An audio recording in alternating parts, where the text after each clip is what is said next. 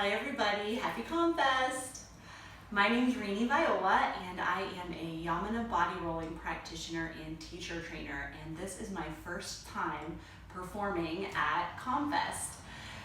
My original idea, of course, was to do an interactive sort of pop-up workshop / demonstration to talk a little bit about what Yamuna is and how it can help you in your body. So this work is amazing for people that have aches and pains. That can be severe aches and pains that have led to injury or restriction, or it can just be nagging little issues that have bothered you for some time. I typically work with people that have experienced chronic pain or injury and have gone through all of their rehabilitation, physical therapy work, and are still dealing with issues. I work with a lot of different kinds of people, spanning from sedentary people to very active people. So the Yamuna work is really excellent for everybody. It's adaptable for everybody. And I just would really love for you to experience it. So it's a shame that we can't be together today in person, because I was going to bring my equipment to the stage and pass it out to everyone to just give it a shot. So it's going to be a little bit different, a little bit shorter today, because it's going to be mostly just you watching me and listening to me talk. So I'm going to just kind of go through a couple of basic routines that are adaptable to everybody, and hopefully it'll give you an idea of what Yamuna is, how it could help you in your life, and how it can make you feel more joy in all of your movement. So just a quick little brief history lesson.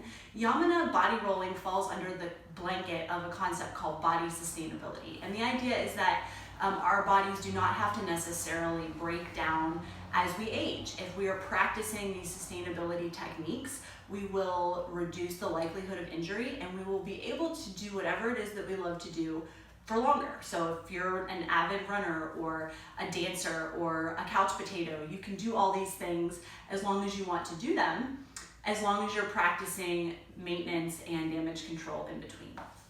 So we do use something called a Yamuna ball in this practice. These are patented Yamuna balls that are different from sports balls. So I want to urge you to not use any sports balls for this practice. At best, they won't really do much in it. The worst case scenario is they could actually injure your body. So the reason these are different from typical sports balls that people sometimes use for rolling, such as lacrosse balls or tennis balls, I've even heard people talk about using golf balls. As you can hopefully see here, these balls are a little bit more buoyant than a typical sports ball. They have quite a bit of give to them. They're squeezable. And the reason is so that our body can conform to the ball, so that our body can actually relax into the ball rather than resist against the ball. If you pop a hard lacrosse ball or something that doesn't have a give to it into a muscle or a soft area of your body, your first instinct is going to go kind of grip up and kind of resist that ball. And so what these do, they actually encourage your body to invite the ball in, penetrate through many layers of soft tissue and muscle, and actually make its way to the bone. So the first and foremost concept behind this work is bone stimulation. So we sink our weight into these fairly soft balls to stimulate the bone underneath all of the soft tissue. Once we have gotten the bone to wake up, then we can start to work the soft tissue. We can start to create space between the joints. We can loosen the muscle attachments right at the point where they connect to the bone, and then we can begin to iron out the muscle. So I'll go ahead and get started here. I'm going to share with you today just a couple of basic foundation Yamuna routines. So if you've done this work before, this will look familiar to you, and if you haven't, hopefully this will look delicious to you, like something that you want to try. So the first thing I'm going to do is get out my trusty little assistant here. This is Skelly. Skelly is old and falling apart a little bit, but it's very helpful to see the structure that we're working with. So what we're going to start with is just doing a little bit of hip work, opening up the hip joints, stretching out the leg muscles. And as you can see here, hopefully, get closer,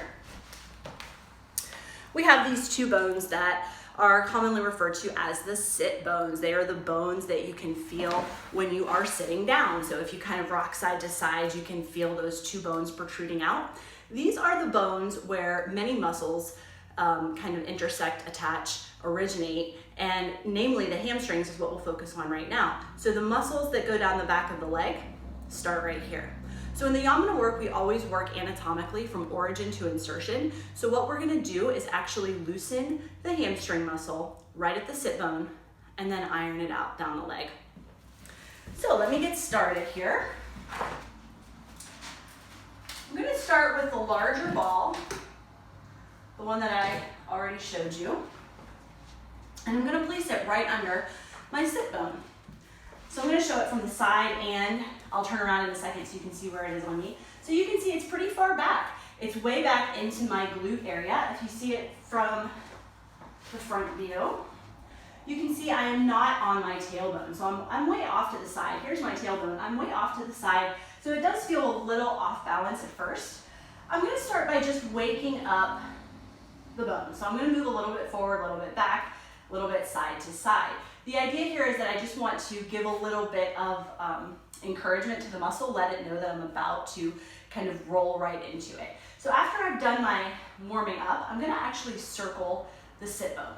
So what this is doing is it's manually wriggling the muscle loose right at the origin. Actually, I should say that it's the tendon here that we're working with.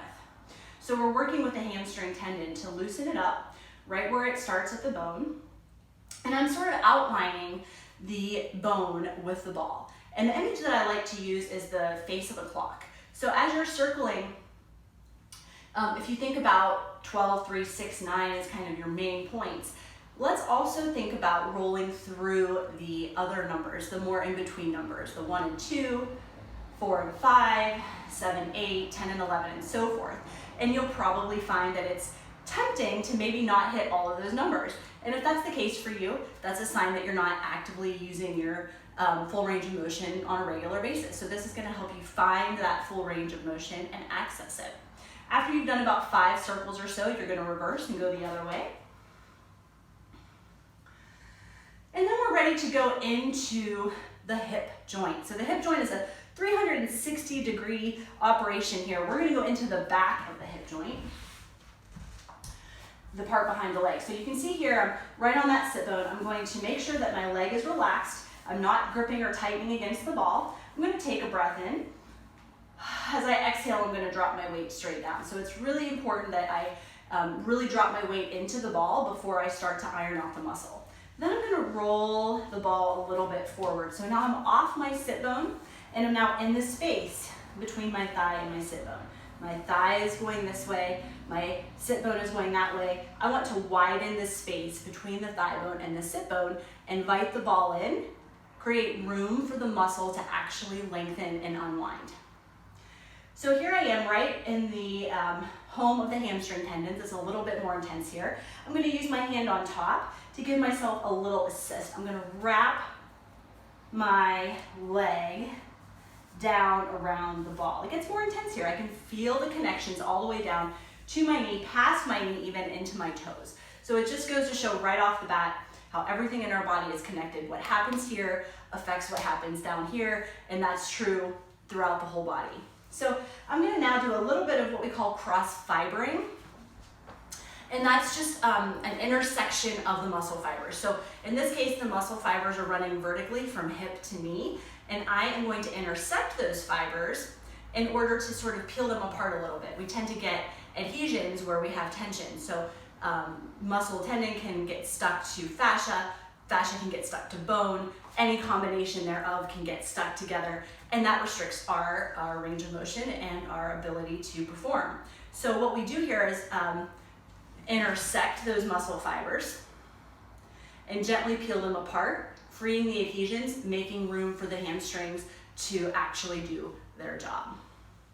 Now, if we were gonna do a whole class, if we were in person, I probably would take the time to iron it out all the way down the leg. And we would do some sort of zigzagging through the side of the leg, all the way to the front of the thigh. And we would do this all the way down the leg to the knee.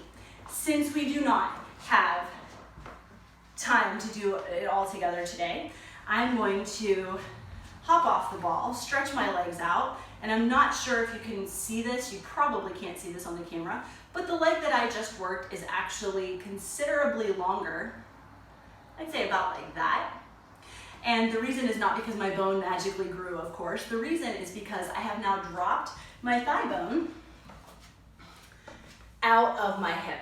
So now there's not this sort of locked up feeling of my thigh bone being glued into my hip joint. Now I have space around the back of it. My thigh bone can just drop right out of the hip joint and the muscle can lengthen to its full length. Now, in the real world, we would do both sides. We would never do just one side because you don't want to walk around all day with one leg longer than the other. For today, because I don't think it'll translate well to just do an entire class on video, for today, I will do just the one side, just to give you an idea of what we can do with this work. The next thing I would like to share with you is a roll up the spine. So there's work that we can do for every single part of the body, literally every part of the body. So that includes the feet, that includes the jaw, that includes the organs, that includes the rib cage, and everything else that you can possibly think of. So there are hundreds of routines. As a certified practitioner, I'm required to get recertified every 2 years to learn the new work that Yamuna has created, which makes me realize that I should probably give you a little history of who Yamuna is, and I'll do that at the end of this little session here. So the next one I want to show you, as I mentioned, is rolling up the spine. Let's get Skelly back out. So for this one, we're going to create space between the vertebrae. So we're going to start all the way down at the tailbone, roll the ball up the spine, all the way to the skull. As we go, the ball will sort of hook under each individual vertebra and lift it up from the last. Once again, creating space, allowing all the muscles that attach here, and there are many, allowing them all to spread out, to widen, to breathe, and once again, to function more optimally. So, for this one, I'm going to put Skelly up here so I have more space. Move these balls out of the way. There are other sizes of balls, as you can see here. The small ones are great for really small joints, like the shoulder joints or into the neck, things like that. And then there's a few slightly bigger ones too. But today I'm just sort of using my go-to favorites, which is this ball, and I might show a little bit of the black balls. So first I'm going to take the ball way down here. I'll turn around so you can see. I'm going to take the ball way down here at the base of the spine, the area we call the sacrum. And I'm just going to allow myself to sink into the ball and relax. This feels pretty supportive here. So it's almost like I have a little chair back to lean into. And I'm just going to get used to this feeling of sinking my weight into the ball. So my hands can be various places. In a class setting, I would give you lots of different options to make it easier or more difficult depending on what it is you're craving. So for me right now today, I'm going to have my hands right here. I'm thinking of keeping my shoulders relaxed and thinking of keeping my head in line with the rest of my spine. And I'm just going to take a few breaths. But every time I exhale, I want to feel a sense of really surrendering to the ball. Finally, I'm going to take my exhale, which will allow me to move. So as I exhale, I'm going to put my weight into the ball and move my hips towards my heels. This sends the ball up. So it's almost like gears. One goes one way, one goes the other way. I'm still breathing here. And on the next one, I'm going to roll forward again. Now keep in mind that in a group setting or in a one-on-one setting, we would spend probably close to 20 minutes or so on just this one routine. For today, I'm going to go a little more quickly. I want to make sure that my head is supported. So I'm going to keep my hand behind my head, my chin to my chest so that I'm not straining in my neck. Taking another inhale, really breathing to the ball, really expanding my rib cage, expanding my entire torso, and then sliding forward. So the goal is to always try to find the ball with your breath, breathe into the ball, find places that you're holding, see if you can let all of this extra work leave your body. We all have places where we tend to over-recruit muscles or just simply keep muscles turned on for no reason. So the first step is sort of becoming aware of that, learning where you might be gripping and doing unnecessary work, and then from there you can start to create more optimal movement patterns for yourself. So eventually, I'm gonna work my way all the way up my spine. Again, I'm going much more quickly than I would typically do. But this feels so amazing. It's like a little massage for yourself here. Especially when we get into this upper back shoulder blade area. And for this one, I actually want to turn around so you can see a couple of little variations that we can do here. If you have really tight shoulders, this is a great opportunity to spread the shoulders out, feeling that back widening, getting a massage all the way through the shoulder blades. Of course, you want to do both sides. And then coming back, and we will continue up the spine now until eventually the ball is all the way up into the neck. And this just feels absolutely delightful, having a nice little sort of bubble of air for my head to rest on. I can then play around with finding tension in my neck, trying to fulfill my full range of motion here, and just really looking for places that are craving a little nourishment, a little attention. So those are two examples of what we can do with this work. As I mentioned, there are hundreds of routines, and there are no areas of the body that we cannot address with this. So if you are somebody who's watching this and thinks, my body needs that, you're not alone. Most of the practitioners that we have about 500 practitioners in the world, and we all came to this work because we had pain to begin with. So this allows you to continue what you love to do, as long as you want to do it pain-free, and it also teaches you to become a lot more aware of the cues and the signals that your body is giving to you.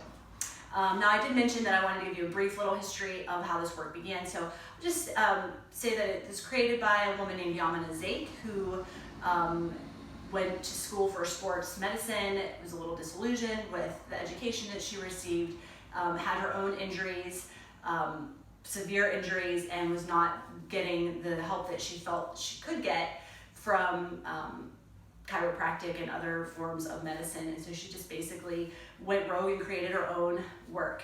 It started out as a hands-on only work that the practitioner would use their hands on a person's body. And then about 10 years into her career with that, she decided she wanted to make it available for people to do it on their own. So she started, like we all have tried before, with sports balls, and foam rollers, quickly found that those were not, and they were not allowing you to get into your anatomy in the way that she wanted. And she spent 10 more years patenting these balls. So it's an incredible self-help tool. It's very empowering. This work teaches you how to troubleshoot your own aches and pains. It teaches you how to be your own bodywork practitioner. It will change your life. It changed mine. So if you are interested in experiencing this for this summer, I am doing outdoor classes at various locations. So I will give my contact info at the end here, but I do want you to be encouraged to try out one of my outdoor classes. I also am continuing to work on Zoom and have no plans to stop working online right now. So I do group classes, I do private one-on-one sessions, and I do focus workshops that focus on a specific area of the body. So my first focus workshop after this airs will be, I believe, July 11th. And I think that one is going to be, I can't remember offhand, I think it's an abdominal workshop, but check my schedule. My website is renieviola.com. That's RENIEVIOLA.com. On Facebook, I'm Body Rolling with Renie Viola, and all other social medias, my handles are Renie Viola. I would love to share this work with you. I can't stop talking about it with people who will listen because it has truly changed my life. And I hope that I can share it with you so that it can change yours. So once again, thank you for bearing with us. This is the strangest ComFest that we've ever had, but we're all living every day the ComFest way, and I hope that by next year I will see you in real life, on the stage, and hopefully also before then. Peace, y'all.